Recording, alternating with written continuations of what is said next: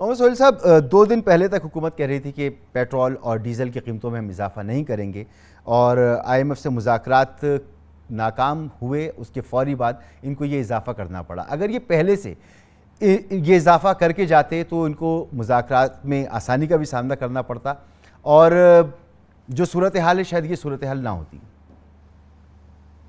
मैं पिछले कई माह से कह रहा हूं कि ये जो पेट्रोलियम की और डीजल की कीमतों को ना बढ़ाना या गिराना, ये बहुत ही नुकसानदेह है और इसको एडजस्ट करना इनएविटेबल है।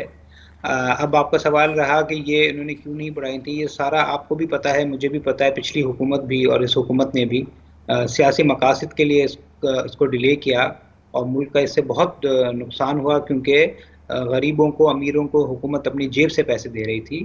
मुझे लग रहा है कि शायद वो कोशिश कर रहे थे फाइनेंस मिनिस्टर कि हम IMF को ये कन्विंस कर दें कि हम दूसरे ज़राए से, दूसरे टैक्सेस से अपना खसारा पूरा कर देंगे। मगर जो कल की प्रेस रिलीज IMF ने इशू की है, उससे साफ जाहिर होता है कि IMF शायद उस पर राज़ी नहीं थी और उन्होंने कैटेगोरिकली इशारा किया था कि हम पेट्रोल की, बिजली की कीमतें और बजट जो है वो प्रेजेंट हो।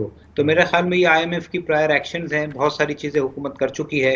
ये एक बहुत बड़ी चीज़ थी जो रहती थी। मुझे लगता है आगे आने वाले दिनों में बिजली की भी कीमतें एडजस्ट होंगी और जो नया बजट आने वाला है उसमें काफ़ी टैक्सेशन मेजर्स भी होंगे।